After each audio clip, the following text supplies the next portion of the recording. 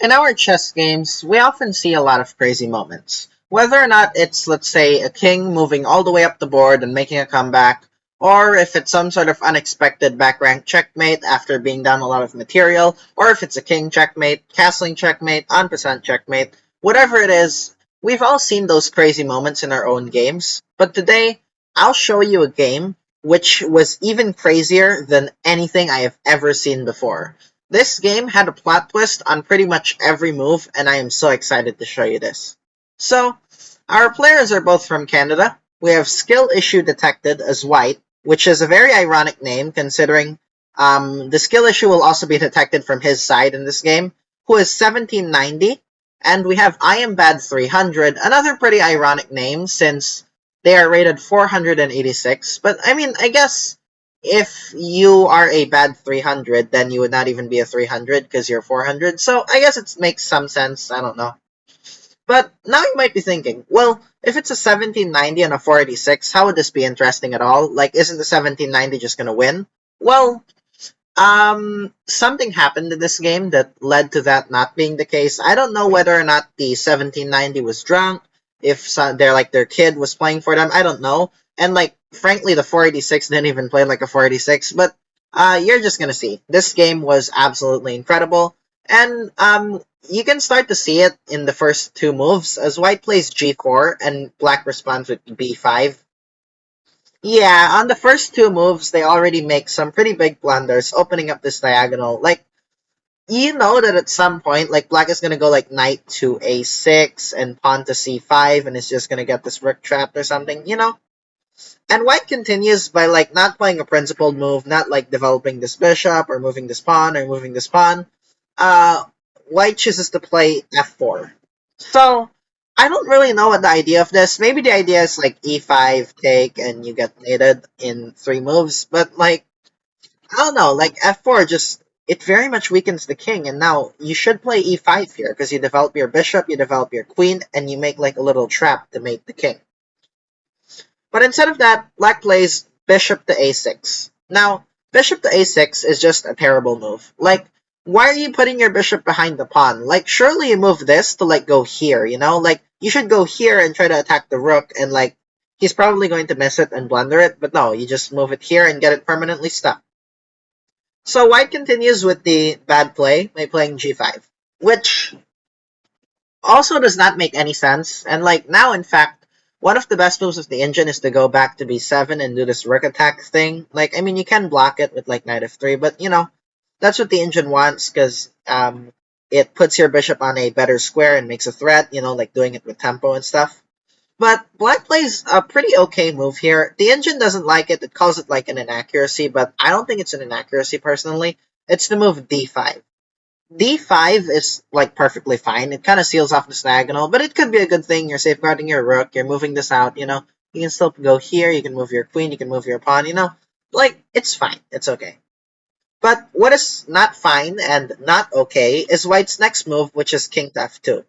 King to f2 is just a terrible move. Like it stops your castling. It weakens your king. It doesn't develop anything. Like White is playing in a very unprincipled way right now, and this is why I think, like, for example, his kid might have been playing for him or something. I don't know. Black pushes the d-pawn again because, I don't know, like, I guess he just wants to advance this all the way down and, like, try to start some sort of attack. I'm not really sure. And White immediately sees that this diagonal is open and blunders.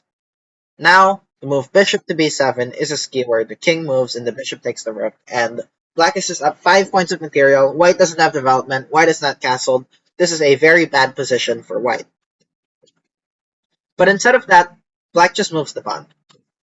Just pawn to d3, which, to be honest, first of all, it just hangs the pawn for free and like opens some lines. I mean, I know there's bishop b7 check and all that, but black isn't going to see that. And also, it lets you like move your king like back to safety. But why move back to safety when you can move forward, right? King to e4. Yes, king to e4. Now, this move is still there and wins a rook, and it's even worse here because like your king like has to drop back here and you're still pretty unsafe and there's still the spawn, you know? But why would black do that when they can see, okay, so white has just been moving his king, right? You know what I should do? I should copy him and also move my king, because why not?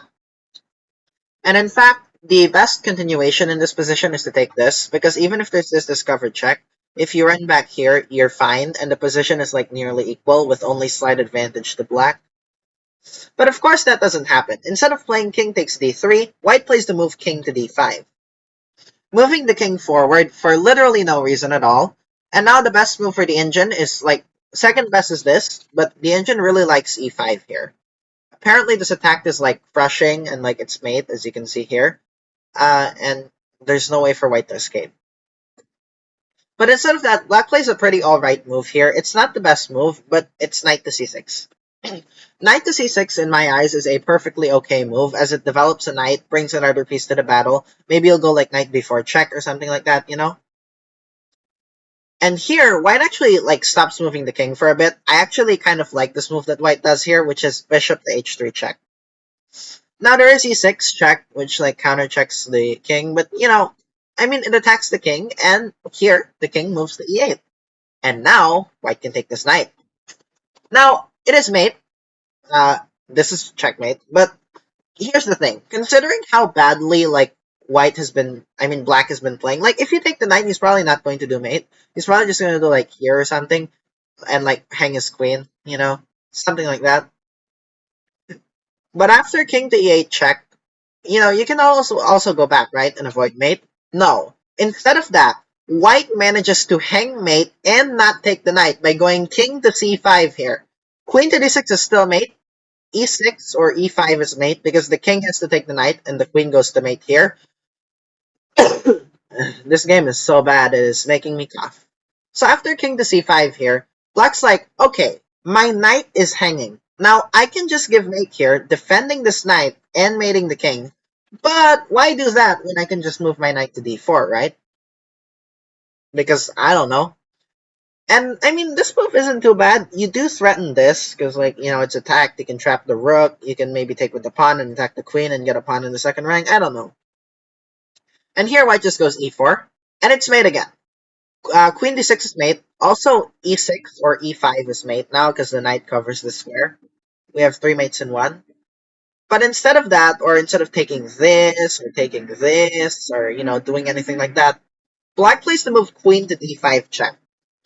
Now, miraculously enough, despite this just being a total queen blunder at the hands of two pieces, it is still mate because, like, let's say you take here, like, you have rook d8 check, and when the king moves here, you have, like, this, and you mate the king. But of course, we do not need to blunder the queen, and even if the queen is taken and you have mate, I don't expect black to find the follow-up, considering the quality of play here. And white just goes here. White plays king to b4. And white does that in 3 seconds. Look, 9:41 and then 9:38. 3 seconds and white does this. Maybe it's a mouse slip. Maybe it's just, I don't know, white's brain shutting off. I'm not sure. And black just goes king to d8. For literally no reason, black moves the king again instead of going like e6 or e5 or like, you know, queen c4. Like, just moves the king and loses the queen. And white decides to take the queen and finally moves the pawn to e5. Yes, white moves the pawn to e5. Right piece, wrong square, you know. Maybe it's a mouse slip again. It was a 3-second move, 9:38, 9:35. Like, maybe, I don't know.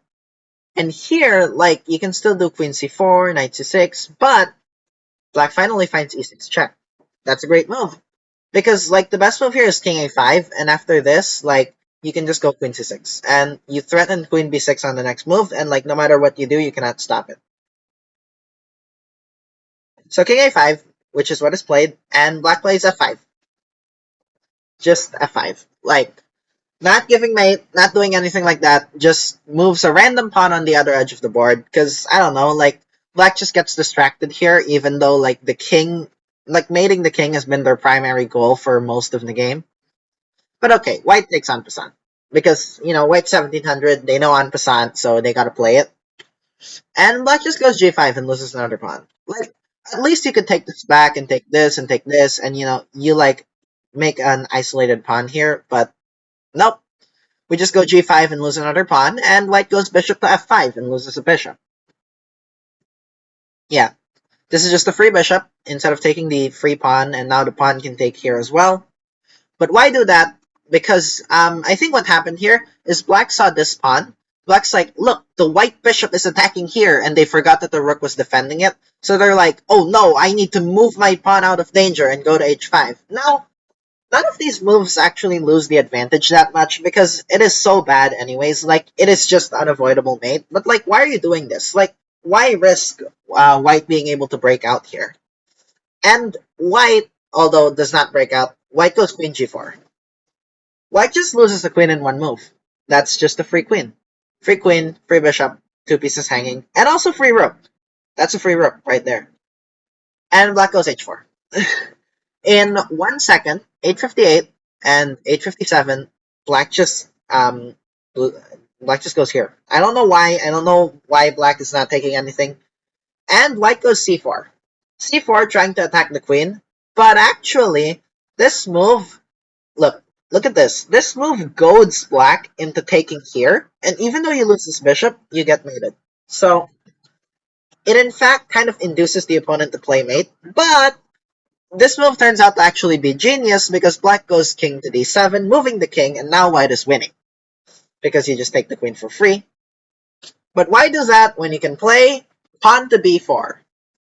b4 and like now even bishop takes b4 here is brutal. Like if you take this, like you go here and like here and you get mated, and it's just a big attack on the king. But instead of like doing any of that, black just moves the king forward because I don't know. Maybe the king will like attack the other king, and also this just loses a queen with check, and white is completely winning. But remember when black did like when the black pawn was here and it moved forward? The white pawn does the same thing. It goes to c5 and now it's checkmate in 2 again. And in fact, the only way to get it is this. Preparing the way for the knight to go to c6 and mate the king, and it's completely unavoidable. But in this position, we have the move bishop to d6. Yes, just losing a bishop two different ways. Like, white already had a bishop hanging, and the rook hanging, black hangs a bishop. And here, I think what happens is like, at this point in the game, the players are not even trying to like save their pieces. They're just competing to hang as many pieces as possible. So white just decides, okay, black's kind of gaining on me. It's now 2-1, not 2-0. We need to reinforce the two-piece lead by hanging a knight. Knight to e2 just loses the knight, and yeah, it just loses it twice. And the bishop's hanging, and this bishop's hanging, and this rook's hanging. Everything is hanging. And here, black plays knight b3 check. Knight b3 kind of attacks the king, and maybe the king will take here, but like even if the king takes here, it is like equal. There's no actual like forced checkmate here. But white here actually plays a smarter move and takes the knight. That's great. Now white is like +2 because even though the king's here, like the bishop's under attack, and this is hanging, and this is hanging, but like this is hanging, but this is hanging, you know, it's pure chaos. And here, the chaos is not stopped as black goes knight to e7.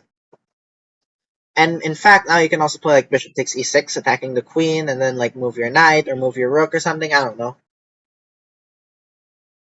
But in this position, after black just hanging his knight here and then hanging his bishop, like white like gets a little more scared that maybe black is going to be able to hang more pieces than them because like now they only have 3-2, right? So they decide to make it 2-4 and hang the queen on h5. Yep, just hanging the queen. Now, this means that at this point, there are 4 pieces hanging. A queen, a bishop, a knight, and a rook. That is 20 points of material just out there completely hanging. And black goes king to b7. Now, maybe black was a genius. Maybe black wanted to go knight to c6, giving checkmate. This is mate. But you can also take the knight. You can just take the knight, stop the attack, and black is winning again. But why do that when you can advance your pawn forward? Now, maybe this was a mouse slip, but like, there are so many mistakes here that you could just call a mouse slip that at this point, if they're mouse slipping this much, they probably need to get a new mouse because like, not just in chess, like if you are messing up like every 5 times you do something, how do you function? Like, you gotta you gotta fix these issues. But instead of that, instead of black going here and giving mate, black just goes g4. Black pushes a random pawn, and we're kind of back to what it was originally, where it's basically forced mate no matter what. Even if you take this, for example, and save your queen, it's mate. There's just no way to stop knight c6 here. But after g4, white just goes bishop b2. Keeping this hanging, keeping this hanging, keeping this hanging, keeping this hanging, and not taking this, everything is just hanging in this position. And in this position, black goes rook h6. Black is one square off from taking the queen and just moves 2 squares forward, in front of the queen, and hangs the rook. Now this is hanging, this is hanging, this is hanging, this is hanging, this is hanging, this is hanging, everything is hanging. And here, white just addresses none of it and promotes to a knight.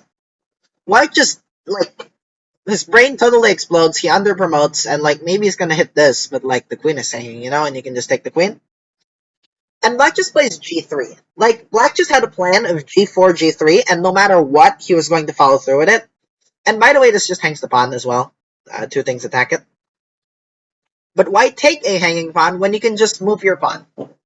You move to h3. Just, not taking it, just kind of being stubborn here, oh, I'm gonna, make a little structure here, I don't know. And now, you can take the rook, you can take the knight, you can take the bishop, you can take the queen, you can take the knight. That is 23 points of hanging material, and black just goes g2, attacking the rook. Attacking the rook, which he could have already taken, and white's oh no, my rook is under attack. I mean, I could just move it here, but why do that when I can go knight to g3 and defend my rook? Now, it does defend the rook, but then again, the pawn can still take, and when the knight takes, the queen will take, And also, that hangs a knight. That just hangs a knight, and the attack stays. And I mean, there is rook g1, but if you play rook g1, you can take this, or you can give mate, which has just been there for the past 10 moves. But after knight to g3, black kind of takes a leaf out of white's book and just makes a bishop. For absolutely no reason, black makes a bishop, and white finally decides to rescue one of the hanging pieces. Now you might think, oh, he's going to take the rook, right? Nope, he moves the knight. For absolutely no reason, just moves the knight to d7. And black decides to just go bishop d4. Not caring about any of this, not caring about mate, just trying to trade off the bishop, I guess. And now white plays c6 check. C6 check is hilarious because, first of all, it just hangs a pawn with check. And also, it goads the knight into taking here and just mating your king.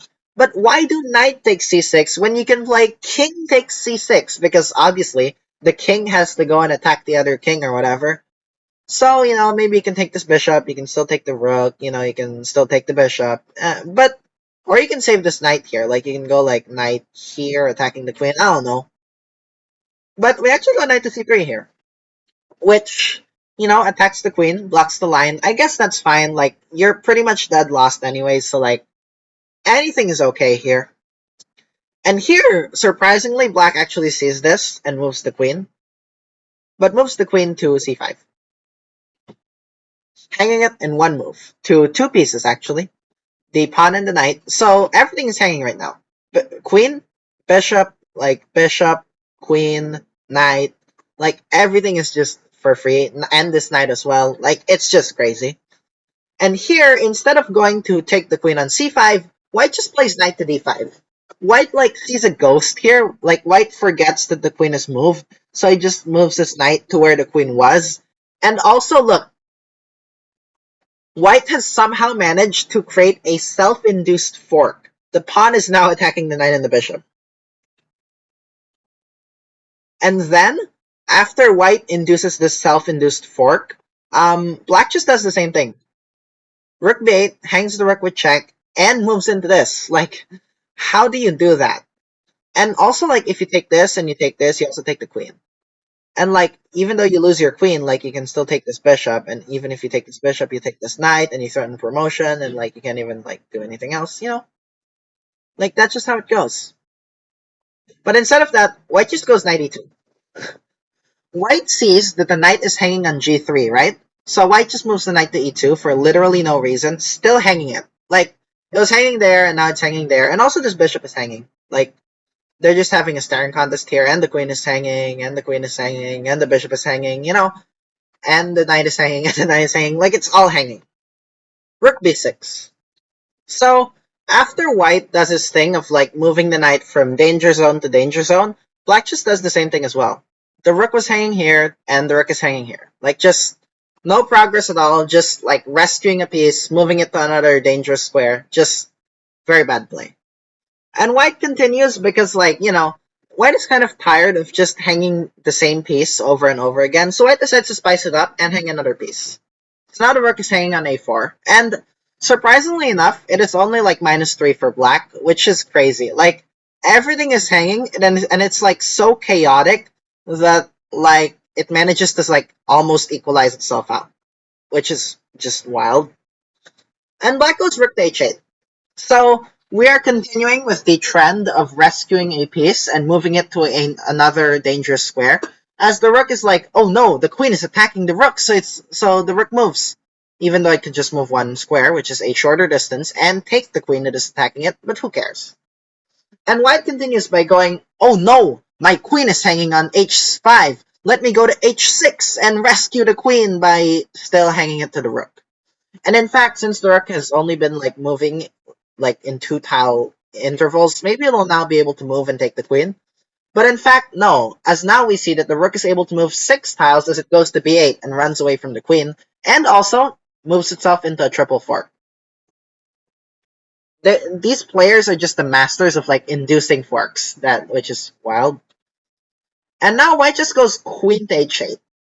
At this point, the queen is just, like, chasing after the rook wildly and, like, hoping that maybe the rook will take the queen or something. I don't know. But the rook continues to not take the queen as it goes to b7 and escapes. And now, we have kind of reached the big thumbnail moment of the game, as we have a 5x3, like, square here of just 15 pieces all clumped up. And there's also 1, 2, 3, 4, 5, 6, 7, 8, 9, 10. 10 pieces just kind of tied to this big box. 25 pieces all in a clump. Like, have you ever seen something like this? There are only 4 pieces on the board, which are not in this, like, big group hug or whatever. That's just crazy, man. Like, I mean, where else do you see this but this game? And white continues by adding a 26 piece onto the big pile. Just hanging his queen on b8. And now, this 5x3, like, square is broken, but not how you think. It is not broken by rook takes b8. It is instead broken by knight to c8. Knight to c8 just hangs the knight. The queen can take. That's it. And now, finally, a move which is not like a blunder, inaccuracy, mistake, miss is played, but it is not queen takes knight, it is knight e7 check. Now, knight e7 check, in my eyes, is still a terrible move because the knight can just take the knight. But it is not that bad by Indian standards because even after this, white is still totally winning because the king is, like, kind of boxed in and there's a bunch of hanging stuff.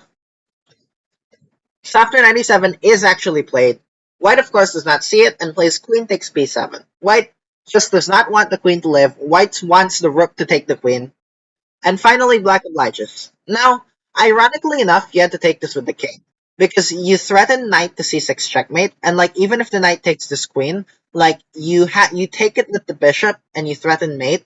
So, like, you can't take it back, so black is, like, just barely winning here. But of course, after rook takes b7, white still does not capitalize on anything, and white just goes knight g3. So, after white saw that the knight was hanging on g3 and moved it to e2 where it was hanging, now white sees that it's hanging on e2 and moves it to g3 where it is of course still hanging because the pawn is there. But instead of taking any of that, black goes, wait, my rook is on b7 and it's not hanging. It needs to be hanging. Black just steps back into the self-induced fork for, like, the 4th time in this game, and instead of the knight doing either of these two reasonable moves, taking the rook or the queen, it goes to b8. Just giving a random check, black takes. Finally, we might be getting to a bit more logical play, but of course not, as white goes to c3 for literally no reason at all. But here, the game would not be complete without one final plot twist, which is where black finally realizes its mate and plays queen to b6, checkmating the white king, and black wins as a 486 over a 1790 in an incredible, like, generational upset. And well, if we're gonna look at the game review, white played at an accuracy of 1.5 and black played at an accuracy of 3.2. And like if you look at these moves, 5 inaccuracies, 7 mistakes, 9 misses, 9 blunders, 29 misses for black. Somehow 0 mistakes and only 3 blunders, by the way, and only 2 inaccuracies, which is crazy. And the final like rating estimate is 550 for white and 350 for black, which like first of all, black probably played better than white. Even the accuracy says so I don't know why it's giving black a lower rating. And also they did not play like 550s and 350s. They played like 0.550 and 0.350 or something like that. Like, but I guess chess.com is gonna chess.com or whatever. Well, anyways, that was an insane game. And in terms of like what we learned, is there a moral here? Like, well, I guess you can beat a player 1,300 points higher rated than you if they just play terribly. You should never give up, even if you're blundering the game, because your opponent will also blunder the game. I don't know. Like, maybe there's just no message here. Maybe the message is that we just had a good time and like chess can be fun, chess can be crazy, and we should try to avoid playing like this. But like, regardless of whether or not we learned anything, we had fun, right? We did. Maybe the real chess learning from this game is the friends we made along the way or whatever. Peace, I guess.